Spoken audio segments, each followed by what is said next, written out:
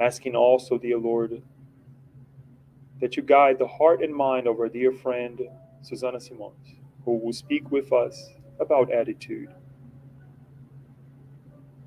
who will give us the taste of the hard work that she has put forth to come and speak with us. And we ask that we're all blessed on both realms of life to continue with our journey and help others continue their journey and together enlighten our lives. We thank you, and so be it.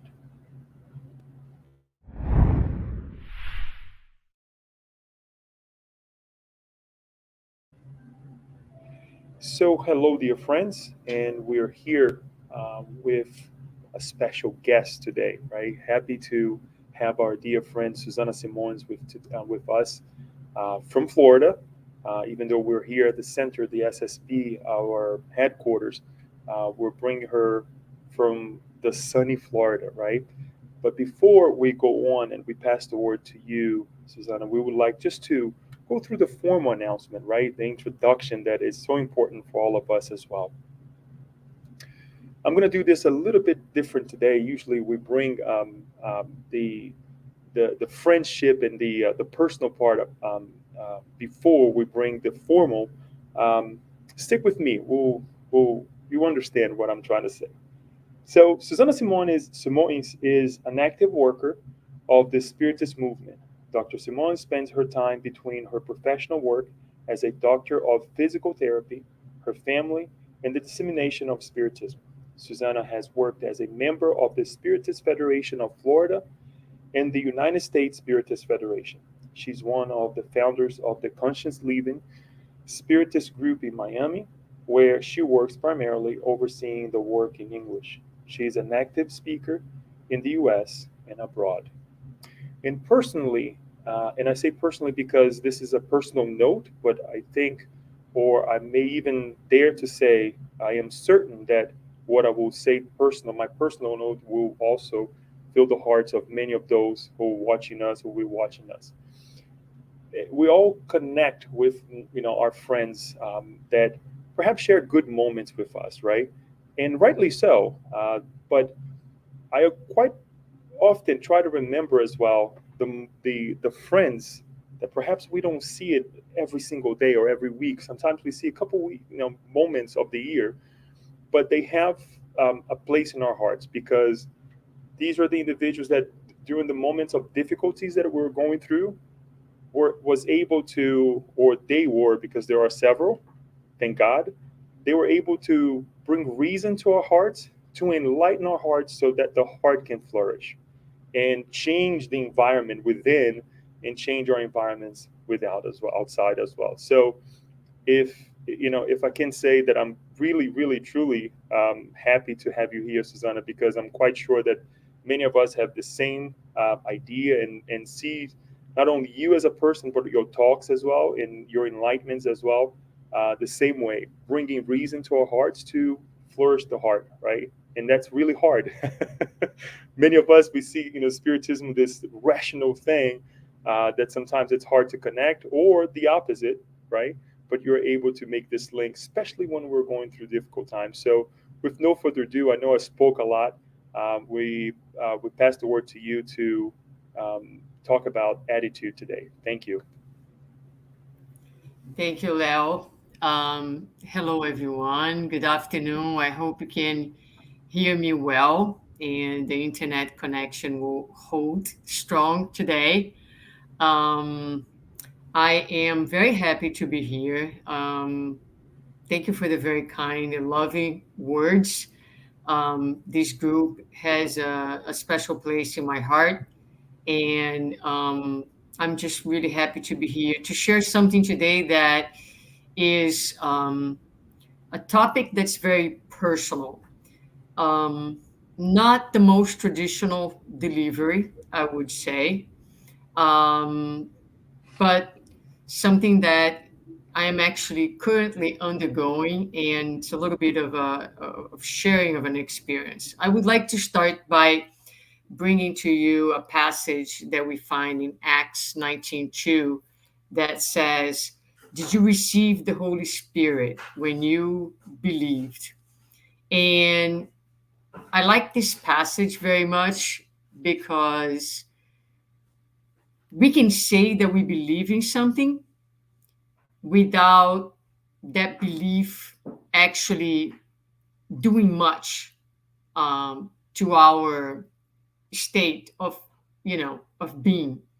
So when in Acts we find this question, did you receive the Holy Spirit when you believe? It means that, you know, did you actually, did the message actually resonated with you, within you, to the point that actually help things to to be moved? Were you actually moved by the message to the point that it led to changes, to transformation? So Emmanuel does comment on this passage in Living Spring, and he will say that although the seed is helped by fertilization, water, and sun, it must do its inner work to be productive. So there's a lot of external factors that can help us in our journey for enlightenment, but the the essence of the work is done by us and is done within. So you will understand why I'm starting with this, because the whole context of what I want to share with you guys today has to do um, with a very difficult experience that I had starting maybe 9, 10 months ago by this time, where I met someone, a relationship happening in my life that was extremely difficult, was extremely challenging for me. And so it forced me to seek answers. It forced me to take a look at what was going on and to find a solution. And that's exactly what I did, because I was very challenged by this relationship, and I needed to understand what was going on. So my fertilizers, using Emmanuel's words, were the Spirit's book, the book Atlas of the Heart by Brené Brown, and the book Attitude by André Moreira. When we read Atlas of the Heart, or if you watch the HBO Max show that is available, Brené Brown starts her show by bringing a question where she says, "How do we build meaningful relationships with others and with the self?" And she goes on to say that she used to treat this question as one question, but now she used to treat these questions as two separate questions. How do I build meaningful relationships with others? And how do I build a meaningful relationship with myself? And she came to the realization that those two are interconnected and in fact is one and the same thing. And hopefully by the end of our uh, conversation today, you'll be able to see how that is truly the case. So the first important step in the journey that I'm about to share was the need to take responsibility over the process. This is very important because as long as we are in a challenging relationship, looking at the other person and criticizing, judging, and labeling, we're in a position of victimization and powerlessness. So whenever we are dealing with any difficult situation, especially on the relational realm, the very first step that we need to take is take responsibility over the process. And within the realm of responsibility, there are some important items that we should consider. One is openness. And it does not make sense that we expect to see a different result if we are continue to do exactly the same things. If you want different results, we need to try something different. So, openness to the idea of exploring a multitude of paths, perhaps something new that you have never tried before. Courage. It always takes courage once you decide to look at yourself.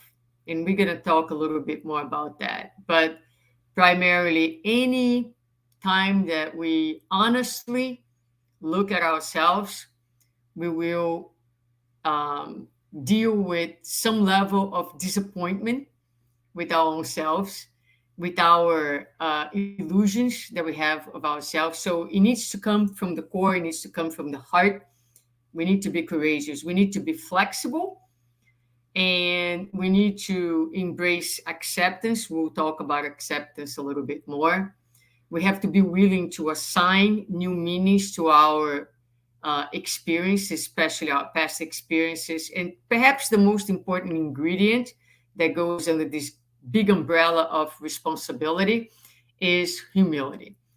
Um, Making peace with our humanity and acknowledging that there are times in life that we can't do things by ourselves. There are times in life that we need help. We need to reach out to others. So I decided to that I really needed to take an attitude, to do something about it. And that's why the title of this talk is Attitude. So in face of the difficult problem that I had, I decided that I was going to study, that I was going to seek to understand what was happening with me, that I was going to feel whatever I needed to feel in that moment. I was going to again ask for help. And I started to, it just felt like it was so complicated. Although I was trying to understand what was going on, I was so clueless. Even where would I start the process? That I decided to do some individual sessions of family constellation just to help to stir the dust within my own soul and lift it so I could actually see, have a sense. And that's something new. That's something that I have never tried. I was a little scared. So I tried that. I also called for some friends who I felt that had perhaps a little bit more understanding and something that could offer, and said, listen, I need help. I started reading some books that I also thought could be helpful. And I decided that I was going to do this lecture. So what I did is, as I started the process, started like to document what was going on, what I was reading, what I was feeling, what I was thinking, and to put this lecture together as a way of like organizing my thoughts and organizing the entire process. So I want to go back to humility again, because for Spiritist individuals, it's one area where I find that we struggle very much. We have this assumption that because we know what we know, we should be doing better, and we should not be needing help, which is pretentious, which is arrogant, which is a straightforward outcome of our pride and misunderstanding of what it takes to be able to grow, and humbleness and ability to ask for help is a huge step that we need to learn.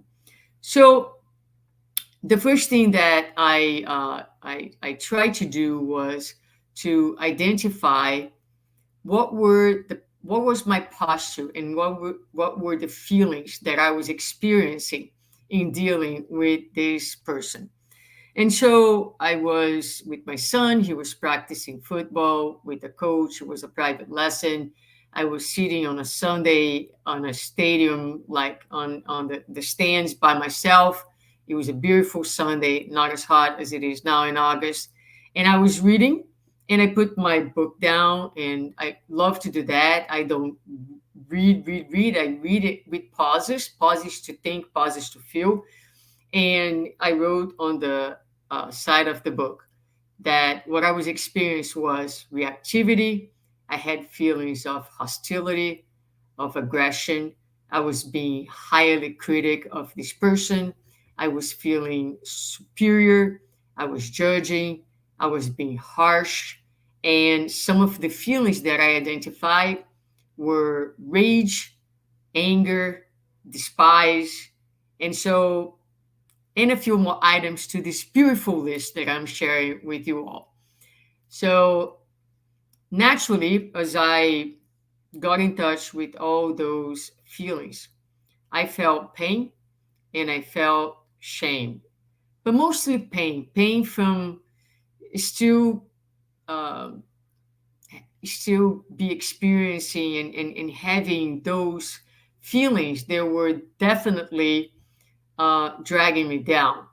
And I felt like the man from the caveman story that live in completely darkness, and for his whole life he felt this really foul smell that he didn't know where it was coming from. And one day he has a chance to to see the light and to be under the light. And when he look at himself, he realizes that the smell, the bad smell, was coming from his own wounds and his own skin that was mistreated and open.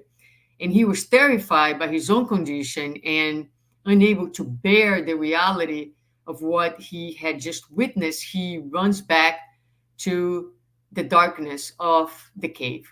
And that's precisely how I felt, with the exception that I had no intent of going back to the darkness of the cave. I decided that I was going to take care of those wounds and do my best to take care of the hygiene of my own being, of my own soul. So I established for myself a couple goals. A philosophical one, which was basically to dive into the darkness of my own soul and seeking for the light.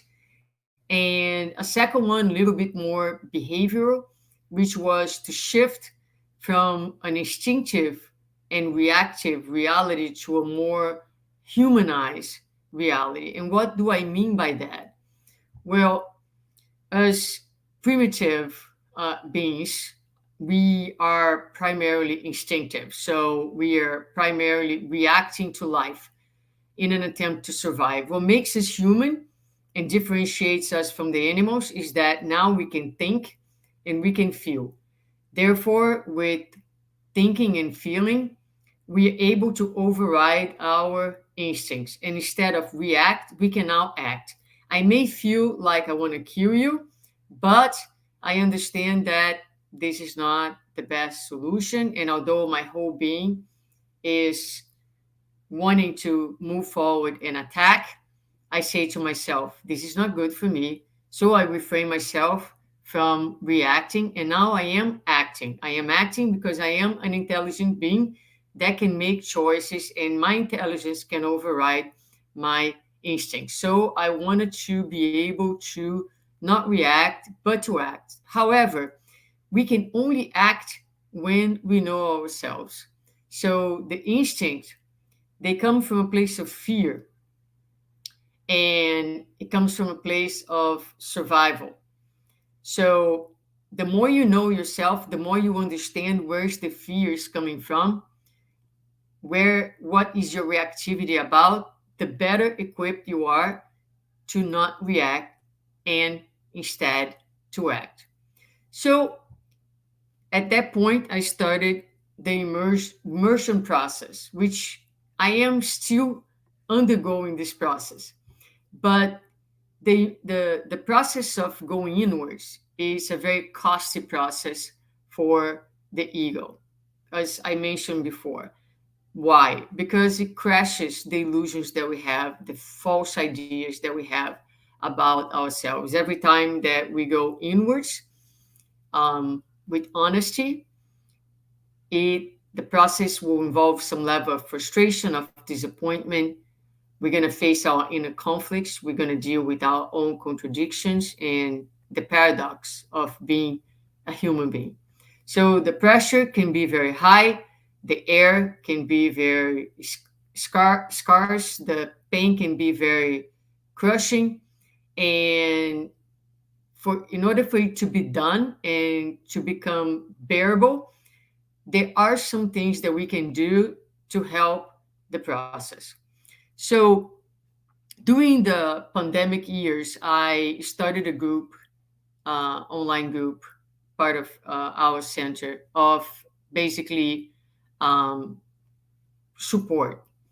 And one of the things that I realized in doing this group and a whole bunch of people trying to be better human beings is that for us, spiritists, Christians, the process of inner transformation is usually loaded with um, pain and pressure. We have this pressure of being better, and a lot of the suffering that goes into the process comes from not being able to meet our own expectations in regards to the process. So, what I want to share with you today is some techniques that we can use that can facilitate this process so that the process is more bearable, so that the process is less crushing and is lighter and is more doable. So when you think about diving, like real diving, we think that, the diver needs to, again, deal with the pressure and deal with has to have a good tank with a proper amount of oxygen so that he or she can survive under the water. When we dive inwards, we also have these pressures. We have the external pressures, which is, again, these religious belief that we have to be better at all costs, the cultural beliefs, and we have the inner pressure that comes from judgment, that comes from pride. And at all times, we are our worst enemies because we are constantly judging ourselves. We judge others to the extent that we're always judging our own selves. So when you combine the inner pressure with the pressures from our culture and even our religious system, we must evolve. The purpose of life is to be a better person. All those things combined create a tremendous amount of extra and unnecessary suffering in the process. So I'm going to start by giving you three different thoughts to help decrease the pressure. The first one is that the goal of life is not to be better. That's correct. You heard me right. The goal of life is not to be better. What is the problem when we wake up every day and we say to ourselves, I have to be a better person? The problem is that underneath this statement, there is this assumption that you are not good enough, that you are not a good person. So we are fighting the reality of who we are. A much perhaps more compassionate alternative for the thinking, that I have to be better because I'm not good enough is to love the present moment and to live it wholeheartedly. So, what does that mean? That means that we are enough. There's nothing really wrong with us at this time. Being human is not a sin. Being human is divine, is what is intended to be. So I am where I can be. You are your best version of yourself right now. So am I. So instead of wanting to be better, the idea is that we are just going to embrace who we are and we are going to start every and each new day with a new mantra. We're going to say to ourselves, today I am enough. And again, that what that does, it opens the first gate for self acceptance. The second step that we are going to take is to give up on moral judgment. And this is a big one. So, we are going to move away from labeling our experiences and our emotions as this is good and this is bad. This is, was okay or not. This was worthy or not worthy. Because again, if I label something as this is a bad feeling, um, then naturally the correlation is, well, I'm a bad person.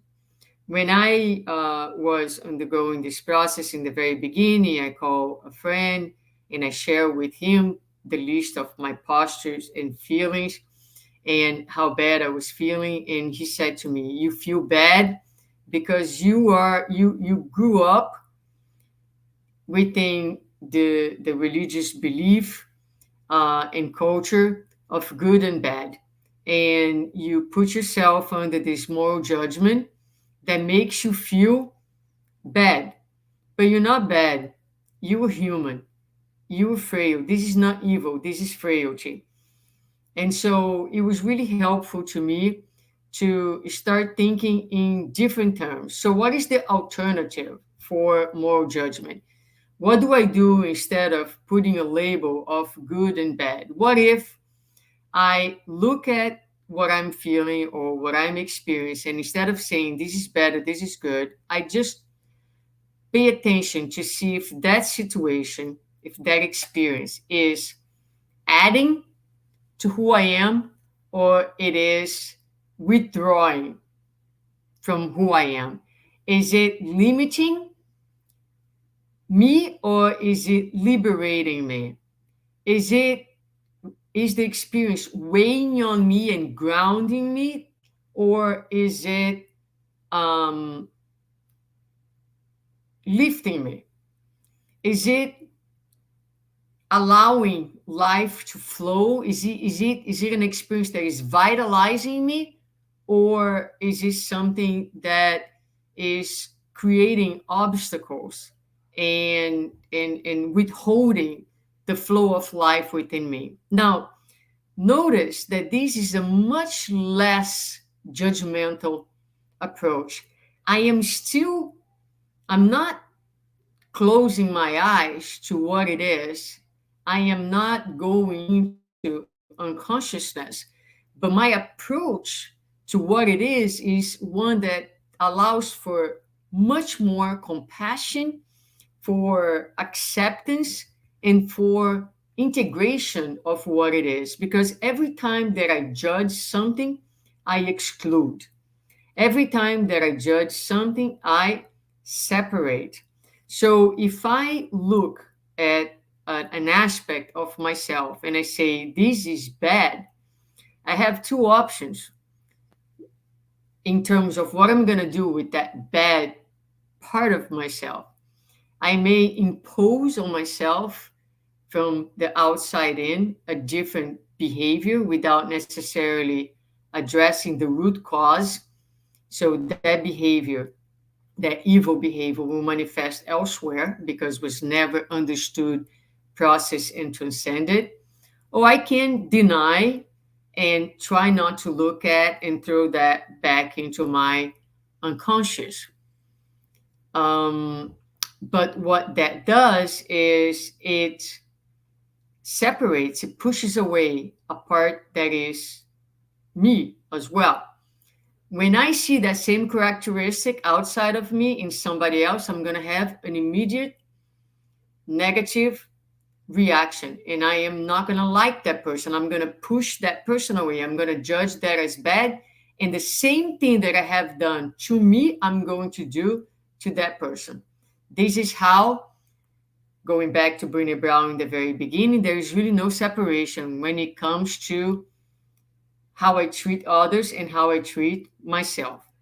So it's the alternative here is not to judge, but if I look at something and I determine that that thing is not serving me, is not adding to who I am, on the contrary, subtracting, then I can approach it and say, let me take care of this.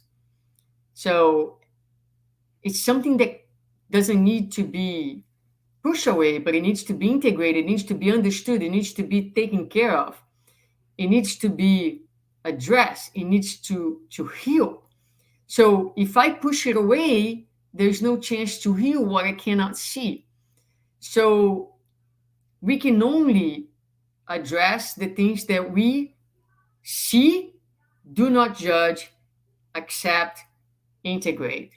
So acceptance opens this huge space for transcendence, for expansion. So with that, I start my day now saying, I am enough, but also I am good. I am holy. So it's a different paradigm because the paradigm that we live is one that we're bad, we are inadequate, we are low, and that is our humanity paradigm is in all of us. So we need to start changing the way that we think and say, I am enough, I am good, I am holy. The third thing that we need to do is to give up. We need to give up um, on criticism because criticism is a very toxic behavior. And while we're dwelling criticism, there is really low or no opportunity for empathy, for example. We need to give up on demands. We have all these high demands of behaviors, of attitudes that um, we are not ready to manifest yet. So we place expectations for ourselves that are not realistic. We have to give up on pity, self pity, because while we are feeling sorry for ourselves, we're giving up uh, to focus the possibility to focus on our own strength, and we all have strengths and abilities. We need to give up on complaining because if we are stuck in complaining, we will never have time and space to find solutions.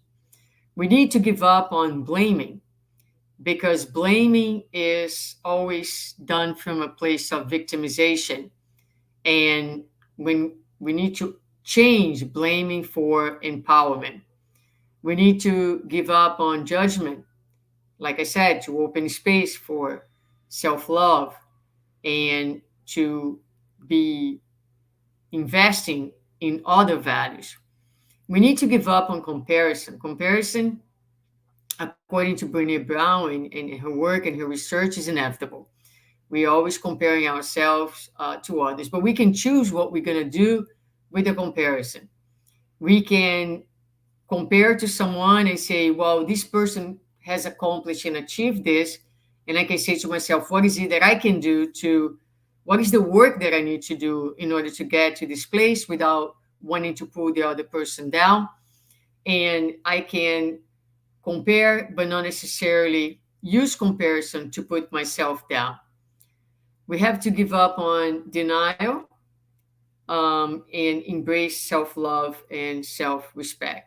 So we have to give up on everything that all these behaviors that actually do not add to who we are, do not lead to the expansion of our beings, such as judgment, criticism, um, unexpect, unaccept, unacceptable expectations, anything that hurts us, crucifying ourselves, denying part of ourselves. We have to give up on all those things. Instead, we can choose different things such as love, compassion, conciliation, understanding, feel integration, expansion in life. So, with that, we can add one more component to our daily mantra. We can wake up in the morning and say to ourselves, today I am enough. Today I'm good and I am holy. And today I give myself permission to heal and to be happy. So these three elements, they are they were very helpful. They really, really helped me to start this process of immersion without so much pain and without so much suffering. And I call this phase of the process as the decluttering phase. In other words, it was just kind of moving, you know, all these like piles of dust from my inner house of pressure, all these toxic elements of my psychic environment, and opening space to be present with what it was and to acknowledge what I was feeling and to allow the feelings to be. Because feelings are a wonderful thing, no matter how we insist in labeling them, they are nothing else and nothing more than messengers of the soul. It is the way that God speaks to us. It is through our feelings. They they they come and they tell us what our soul is wanting to speak. What is our where is our true self is in our spiritual evolution. And so during this process, I like to write and I wrote different things. And sometimes I write in English, sometimes I write in Portuguese. So I'm gonna share with you guys one of the things that I wrote as part of my processing. So it says like this: I have been buried, and I am now trying to emerge from the dark within, following nothing more than instincts, craving the light never seen. I crawl up on a scent, tearing down my own skin, seeking inside, desperately in need to find me, only me. Pain crushing every step, blood bleeding, hope that never left. Embracing life, here I go to a place called never return. Never return. But at once, when and if I turn, I will recognize without the pain of agonize that it was all right. And it took me to where I have arrived. Blessing pain, blessing day, that I was brought to the shore and life rocked me back and forth to make this day a holy day. So, what was happening with me throughout this process? And I went back to Emmanuel. You know, he has a sentence in one of his books that he says that in us there is the desire to go to God, to be with God, but that our neighbor is the bridge. So this sentence is so true. And a lot of times people ask me, God is like this very far away being. How do I get closer to God? Well, you get closer to God by getting closer to your fellow human beings. Our neighbor is our bridge to God. Each one of us is God's creation, and so the closer we get to God's creation, the close we are to God.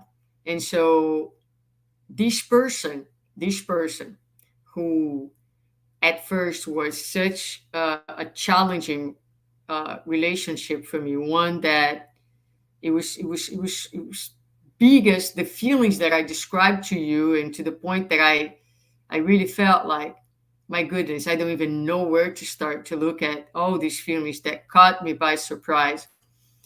He became a bridge to the God within, to all the things that I have learned and continue to learn about myself. So it took me to this place, um, where we all need to be from time to time, which is the desert. There is a desert where is a place where we go completely alone. No one can go with us. And once we enter the desert, right, is when we're able to touch our pain, to meet with our sorrows, and to enter the areas where we perceive as lacking. And in that space of pain, of sorrow, of vulnerability, a lot of common themes to our humanity often will surface. So for me, things like need to be seen, need to love and want to be loved, feeling overwhelmed with expectations and demands that have been placed on me and transferred to me on the course of my life, living fiercely to meet expectations of perfection. All those things came up from this process, whether it was the family constellation, whether it was when I was writing, or when I was crying, or when I was feeling bad about myself, those themes, which are really common to our humanity, and they're going to express in us a little bit differently in different proportions, but we all have some of those because all of us carry within ourselves an inner child, a wounded child, um, which is part of also our humanity. Why? Because our parents were imperfect parents, our grandparents were imperfect parents as well. So our parents have in themselves their own inner wounded child. We carry our wounded child within ourselves. And no matter how good of a parent you're trying to be, you are not perfect. And your children will also have within themselves a child that is wounded and that will need to be attended at some point. But we have choices when we are dealing with this inner child and our needs and our vulnerabilities. We can continue to be a child, expecting that others will take care of us, demanding from others what we have not received, criticizing our parents, complaining about life. Or we can grow up and take charge of our own selves. This child belongs to us. I can now look at the child and say, hey, what is it that you need? You want to be loved? I'm here to love you. You want to be picked up? I'm here to pick you up. You want to be seen? I see you, right? So we can take over and take care of that child. And in order to do that, there are three postures that can be also very helpful. One of them is forgiveness. So, forgiving our own humanity, our own vulnerability, letting go in the process of forgiveness of these unrealistic expectations. So, self forgiveness grants us this like incredible freedom and lightness. And the more we're able to forgive the human in ourselves, we're also able to forgive the human in others. So, letting go of unrealistic expectations and forgiving the human in you. Gratitude, the ability to recognize what is full in life, what was possible, and being grateful for what you have and what you didn't have. Because whether you realize this or not, today you are the result of everything that, for example, your parents gave you, but also what they didn't give you. Because what they didn't give you also contribute for you to become who you are. So Andre Moreira, in his book Attitude, he shares the story of these two trees that grew up side by side, separated by a wall in two neighboring houses.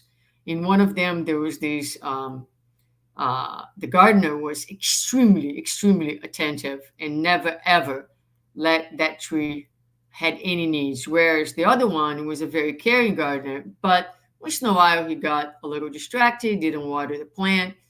In other words, one day a big storm came, and that plant that had been given everything broke very easily. Whereas the other one, although it bent and suffered, it never broke because the roots were very deep.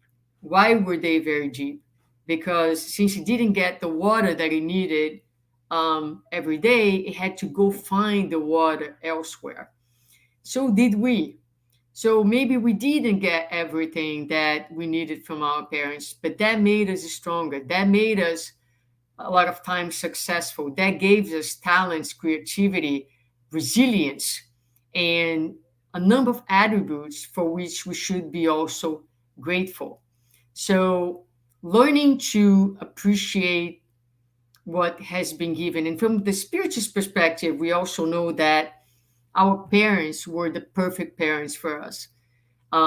Given our level of evolution, given where we are, they were exactly what we needed. We are the perfect parents for our children. We are exactly what they need. And my parents was the best that I could get for this incarnation. So we need to be grateful because nothing is random. And we can look at it from a psychological perspective, but also from a spiritual perspective. But for me, one of the things that helped me the most in this process was to work on the idea of patience.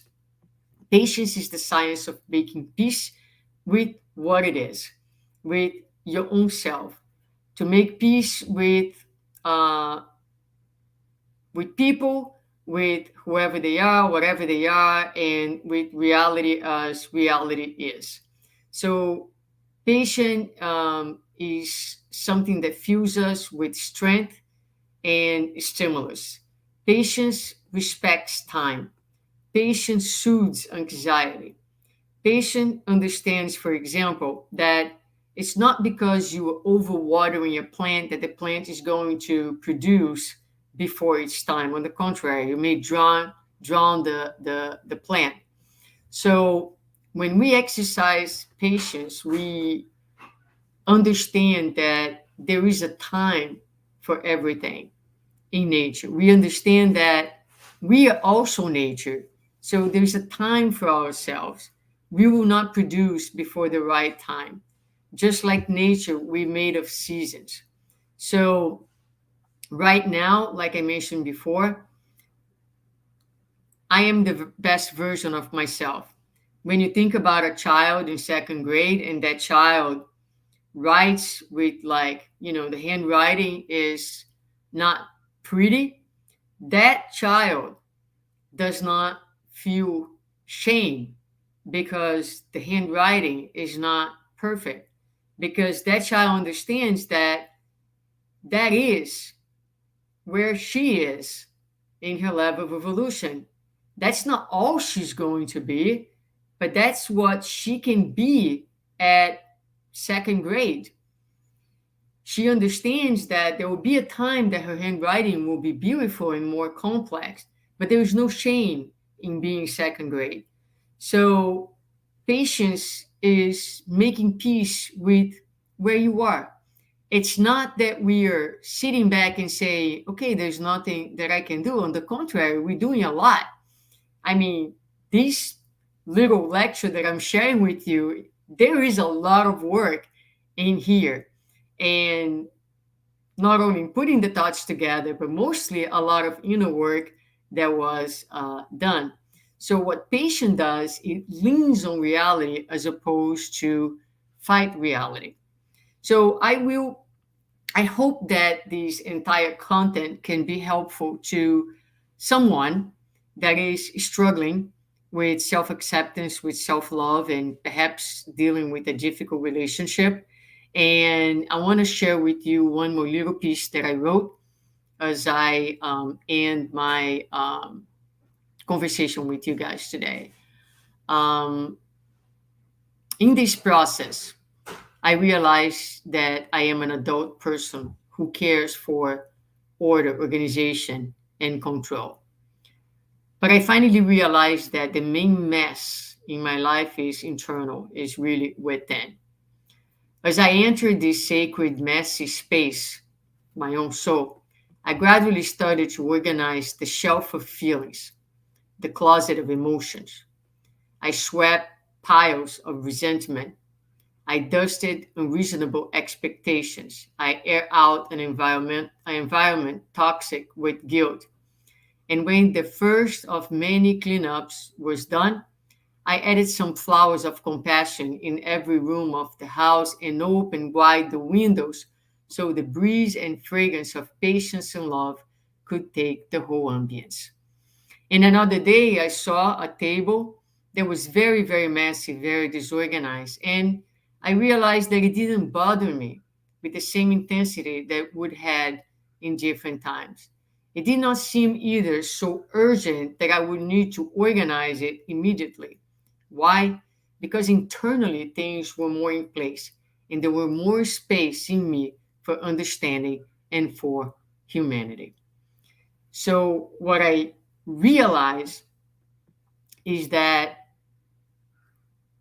I never ever set this journey to be a better person, but I became a better person, not as a goal, but as an outcome of non judgment, as an outcome of self love, as an outcome of a better relationship with myself, embracing who I am. A person, yes, is still capable of feeling rage, of being angry, of being hostile, of being combative. But instead of being ashamed of that, just by embracing that and being curious about the source of all of that, for which I don't have all the answers yet, and nor have I entirely been able to solve this situation, which is very important for me to say, because the last thing that I want to give you all is the impression that I was successful in my attempt, because the load that we bring from our past lives, from our emotional selves, is too deep and is too heavy.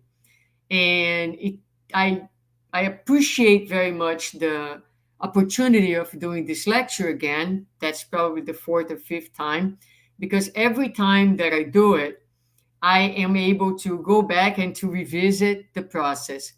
And I tell myself that I remind myself that I still have work to do, a lot of work to do. But that is another thing, is like, if you ask me, so how are you doing with the process today, and if I tell you that, I'm not going as fast as I wish, this is not part of my agenda. I shouldn't say that, because that is also a judgment of the time, a judgment of the speed that I should be moving.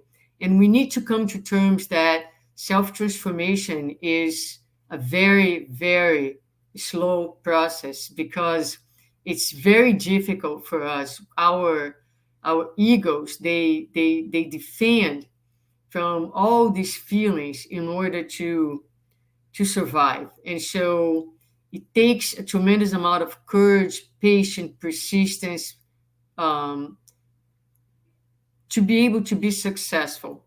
The most important thing is to be kind to yourself and to be patient. Make peace with who you are, make peace with the time for things. A lot of people come to me and say, it's taking too long. I try, and I don't change. And I say, the only thing that you cannot do is to give up on yourself. Don't give up on yourself.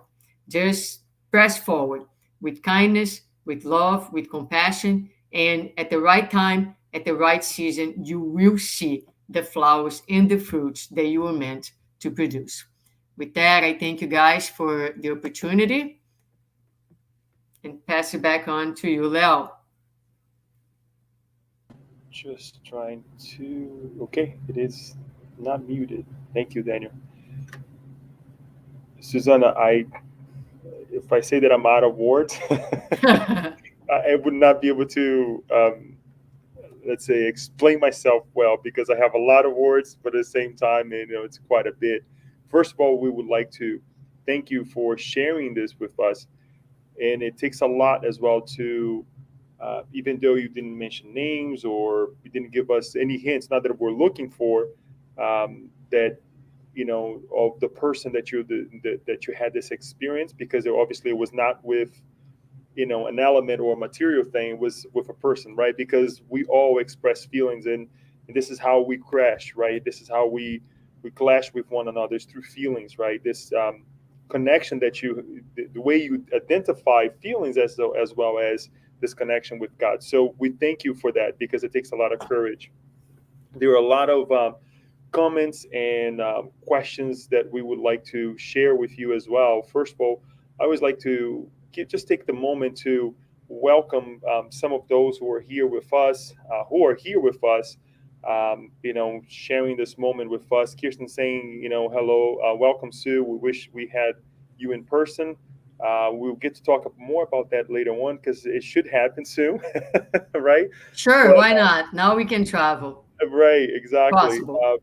All of our friends of North Beach as well, and the different friends who are with us. And Kirsten saying, "Thank you for being so courageous and sharing these parts of you with us." So true. Um, and then a little bit more here. On that note, I would like to open up for our friends who are here with us as well. If you have a question, please let me know, and I can take the microphone, or I can repeat the question here. Kirsten saying it's one thing to talk about self improvement, but it's totally different when you actually implement it. It's scary facing who we are, facing our own selves. Bravo.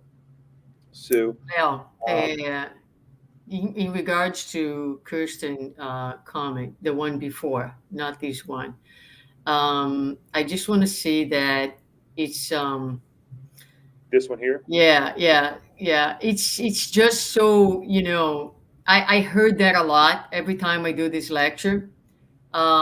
People are they move, they are um, they compliment me on being courageous, and I think one of the things that I have taken away from it is that there is no shame in sharing those things. It's so incredibly liberating to be able to say that we struggle in these ways, that we have these feelings.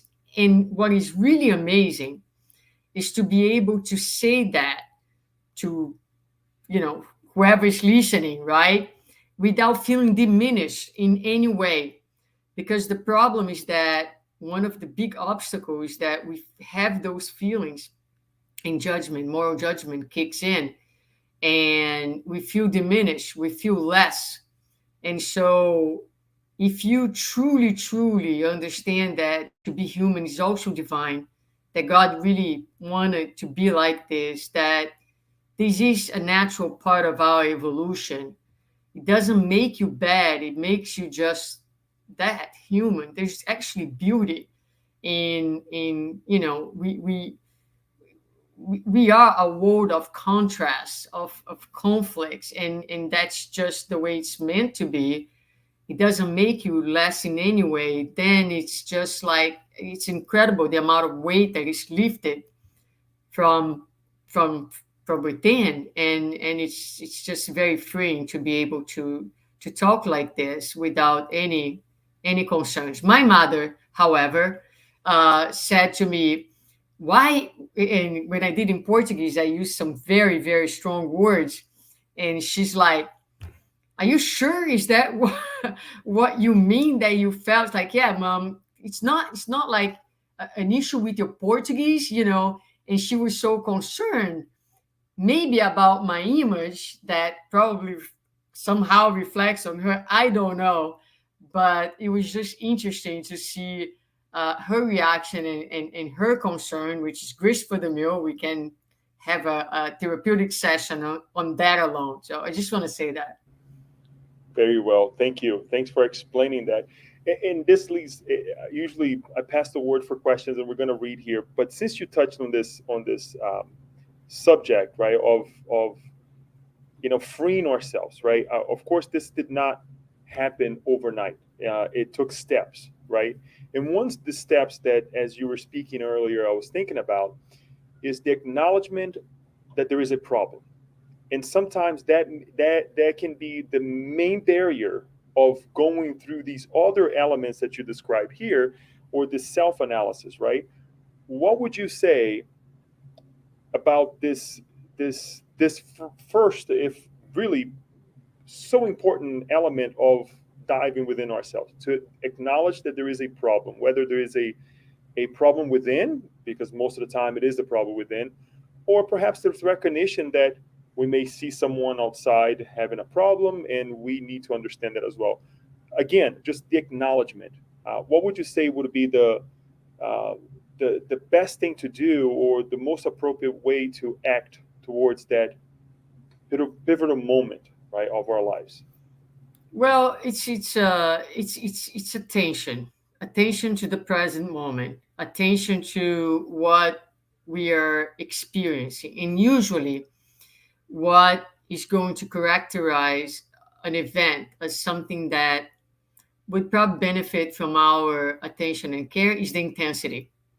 So you may say, let's say you and I observe someone, and then we talk about what we observe. And I say, it's so unfortunate that that person is acting like that.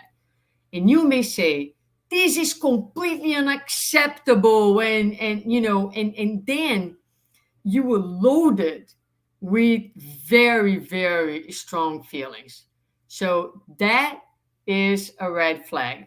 So anything that really elicits a lot of strong negative feelings within us, it's usually something that requires our attention, is a warning sign. So I think that, how can we increase awareness to know whether there is a problem or not, or something that we have an opportunity to address, is to develop this attention to what is happening, how our inner world is responding to what is.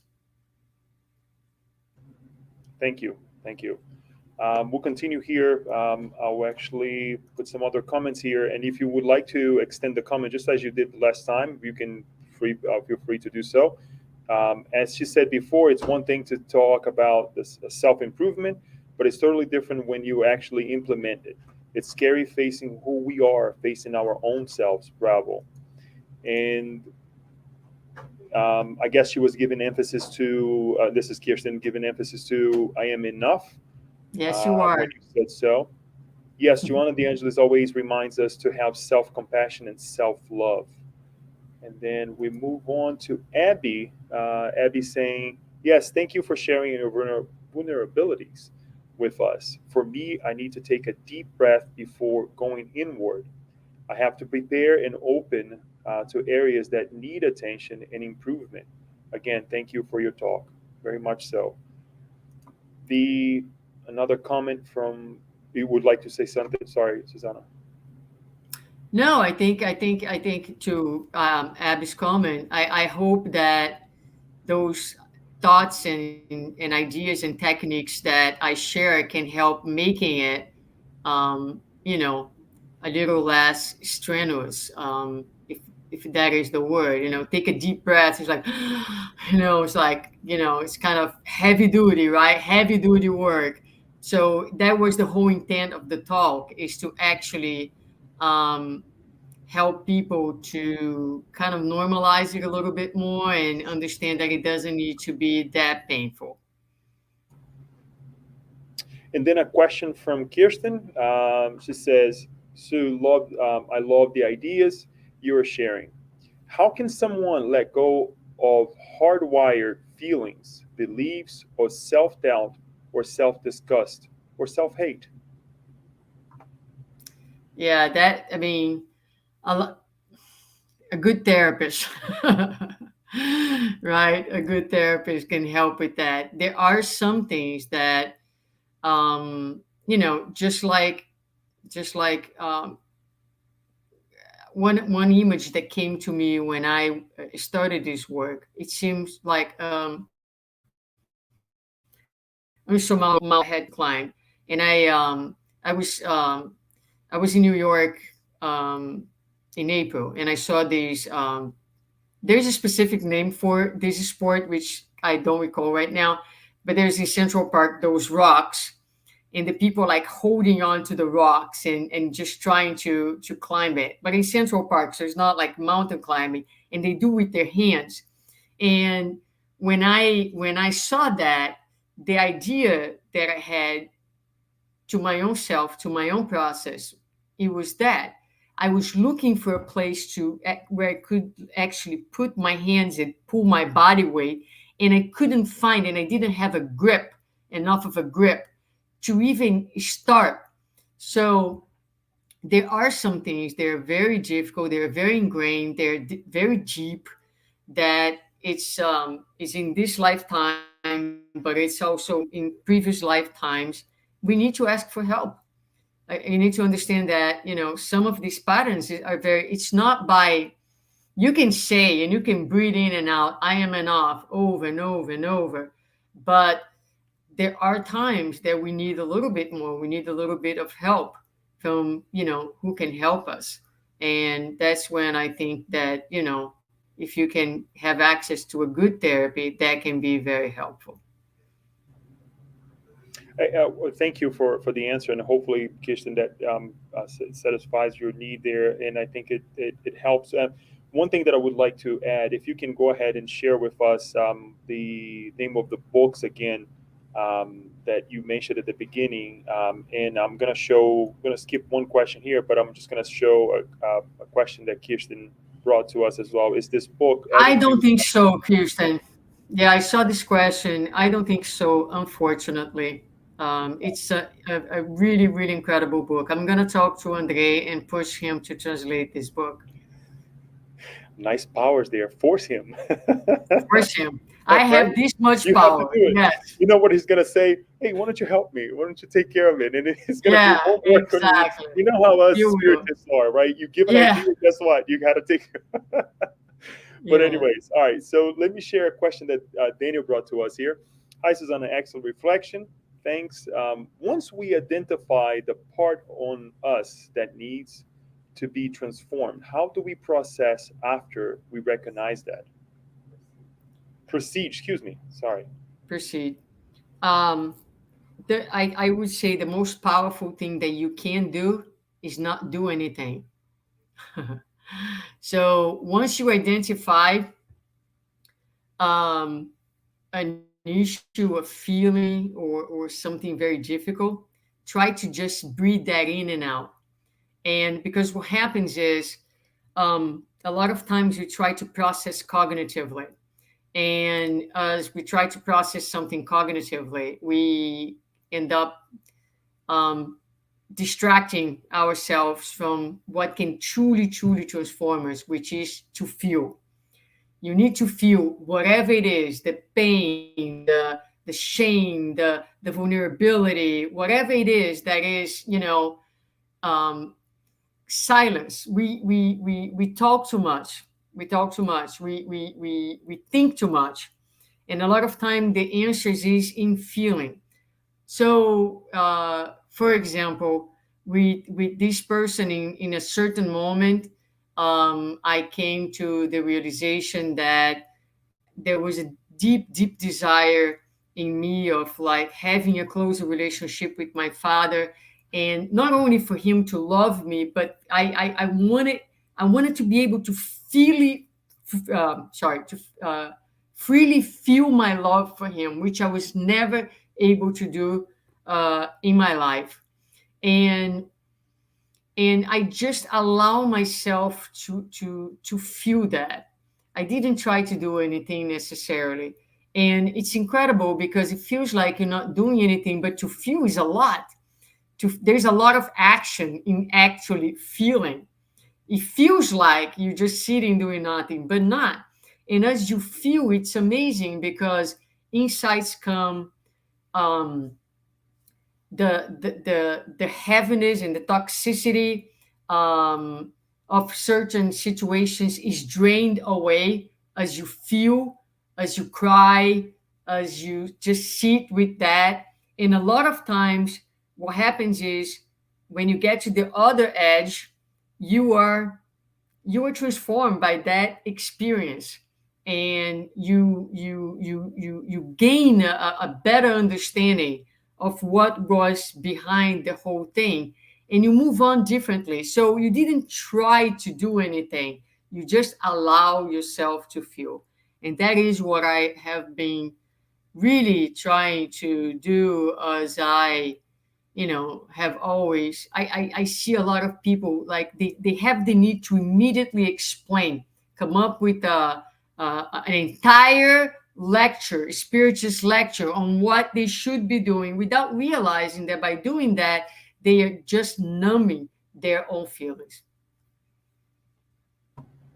I'm not smiling because I think it's weird or funny, but what you're saying is so true, right? Because You're we get guilty, you're guilty of Right, that. good to- I am. And thank you. Yes, We all are.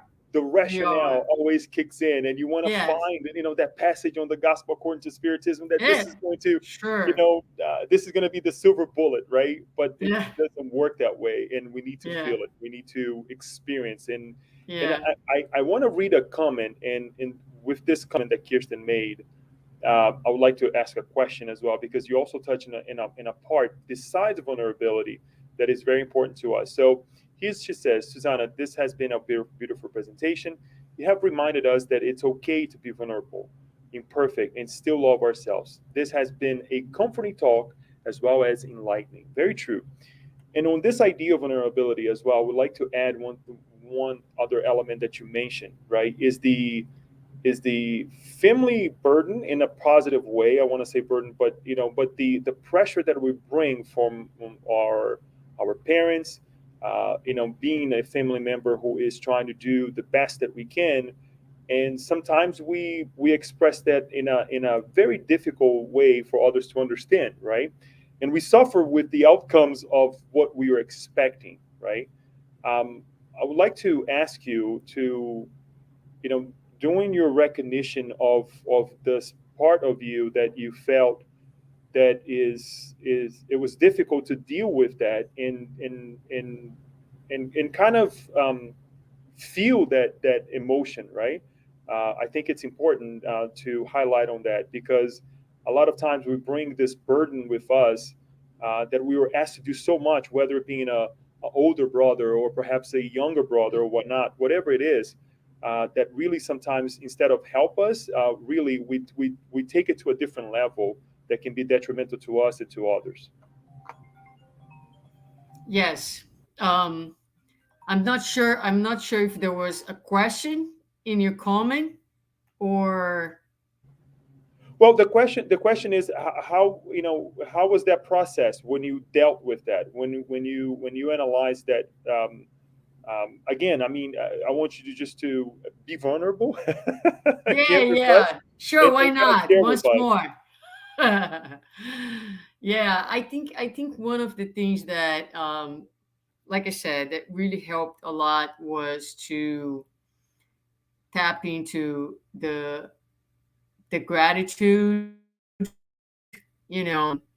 gratitude for all that is, and truly work on feeling that. But prior to, let me talk a little bit about the experience with my father, right? So my father was a person who, I had a very little of a relationship with him. Um, him and my mother were divorced, and as a child, I kind of took my mother's side on the conflict, which should have never had happened, but it just happened. It's just how life turned out for me. And so part of my process was allow to myself to grieve what I didn't have, to feel the the my wish, my as a child, it became obvious to me that I craved that love. I craved to have that relationship, so I really allow myself to feel that. One day I was walking my dog, and I was watching some TikTok that came up, and it was Lady Gaga doing a concert. I think it was the Super Bowl, and she's playing the piano, and then she stops and she gets up and she looks at the crowd and she says, "Hi, mom. Hi, dad." In that moment, I was in the middle of this process. I just started to cry. I started to cry. I was like, I thought to myself, how good it would have been. Now, my father passed away. It's going to be 2 years now, October 20th. How good it would have been if I could have just have a dad that I could say, "Hi, dad." And so in that moment, I didn't try to, to kind of tell myself that I shouldn't be feeling that, or come up with any theories that your dad is alive. He's I just felt it. I just allow that feeling, that desire, that craving for that father, for that connection to manifest. And after he did, it was okay. So it's good. I felt it, and it helped me. And then once I did that, I allow myself to cry, allow myself to feel. I said, but yes, but Spiritism tells me that my dad is alive, and I'm walking my dog. And so I look at this guy and I say, "Hi, dad." So I still can say, "Hi, dad," but not immediately after, not in a rush, not in an attempt to numb what I was feeling or my emotional experience. I allow myself to feel, and then reminded myself, yeah, I still can do that, just like Lady Gaga did. I want to bring up the attention that Andre Moreira is in this room with us, and we were talking about his book Attitude, and we were complaining that it has not been translated yet. So if he's listening, it's already there for everybody to know, him included. It's on record, right? That's a good thing. On record, on I'm gonna record. use I'm Yes. gonna use Kirsten's words here. Wow, simply phenomenal, Sue. So yes, it is a great explanation. I think this is extremely important for all of us to understand this and to feel it, and then look for the reasoning, right, to enlighten the heart. So it's just amazing. Thank you so much. From our friends at the North Beach Spirit Center, there is a Translated. there is beautiful in our beauty in our vulnerabilities because it makes us feel humans and in need of one another. Thank you for sharing your journey with us. So very true. And you did it again in a very open and enlightening way, if I can say that way. This vulnerability, this connection with your father. And one thing that I would like to highlight to, if I may, here, with all due respect, I know I don't want to take over, but sometimes the grieving, right, we tend to apply towards the things that had happened, right, in terms of perhaps the loss of someone, the loss of, but sometimes it is also the things that didn't happen, right. We often don't think about it, and it's like the things that we could haven't been, or that we didn't get to be, right, or we didn't get to experience with others as well. So I Hmm. think it's great that you also highlighted that and connect with us that way. Just learn to sit with your feelings is liberating. And here he is. Yes, Andre, guess what? We're now, all questioning why it's not in English, right? Your book. So thanks for dropping in as well and listening and be here with us as well, Andre. I think that we can all say that if our lives are better today, whichever way that is that you also have touched our hearts too in the past. So thanks for being here. Yeah, she's saying please translate into English, and not yet. Unfortunately, he's giving excuses now. But translate it. I told you he was gonna say so. Yeah, yeah, you said so. You said yes, Right. yes. So now it's on us. I'm pretty sure we're gonna have more conversations about that. But um, anyone here in the center would like to say or present a question now? Okay. All right. Everybody's thanking you for this amazing talk, this amazing moment. Daniel, as usual, will be in contact in the name of the SSB to Not a not to share a moment like this virtually, but be here, be with us, spend some time with us because it always helps as well. Suzana, I know it's hard to say, but I would like to give you a couple more minutes to say some final words. And why not ask you to say our final prayer as well and enlighten us for the next 5 minutes or so, please. Sure. So, like I said, I hope. I mean, I'm learning, right? I am just like I said, I'm in the process, and to me, the most important thing from what I have said thus far is this, which I said at the very end, and I will repeat again because I feel like a lot of times people they don't comprehend the the grandiosity that is this process of self transformation, the time that it takes. You know, we live in a world where everything is kind of instantaneous, is like right away. We live in a hurry, and this is not something that happens with the touch of the screen. It is slow, it's gradual. That's the way it is. So a lot of times people give up, they run away when they were just about to cross the line, but they didn't have the patience or the understanding that this is it. This is the purpose of our lives.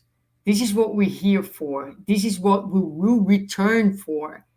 The purpose of life is to get to know ourselves, is to do this process of healing, of expansion of our beings. So it's not like it's gonna end tomorrow or the next day. This is it. This is life. So as long as we are feeling, as long as we are dealing with contradictions, as long as we are experience discomfort and joy and sorrow and excitement, this is we're living. You are alive. So congratulations. Just keep going and just take some time to to cherish yourself, to acknowledge your accomplishments, to acknowledge your resilience, to acknowledge your beauty. And I did a reel another day with this new work that I'm doing that I said and I repeat here, don't try to change everything because it's unreasonable. It's unreasonable to want to solve every single aspect of your life in one lifetime or this year, right? So there are some parts of ourselves that we just have to tolerate. We have to bear. Just learn to bear. To be human is really very helpful and can really help us to go through our lives with a lot less suffering. And I believe that so much of the depression that we see nowadays also has to do, especially in the spiritist movement, because the spirits do get depressed. It has to do with a lot of the unrealistic expectations and the misunderstanding that we have about the law of progress and evolution, and wanting to become um, evolved spirits like outside of the right season. So I hope that that can we can kind of settle with these ideas. And with that, I ask you to join me in this final prayer by raising our thoughts to our Father, to our Master, and asking them to guide us, to continue to guide us, and to help us to feel their presences each day and every moment more and more. They are always with us Help us to be with you. Help us to feel connected, to feel divine, to feel holy, to feel blessed, to feel embraced by this love that's always, always present and abundant in our lives. Thank you for the opportunity of this meeting today. We ask you to bless each person that is connected to us right now and each and every person who will connect to this lecture and ideas in the future, and to bless our homes, our families, and to continue to inspire us and to give us the courage and the faith to move on, being our very best version each day, and in doing so, inspiring and helping others to be as well. Thank you so much, and so be it.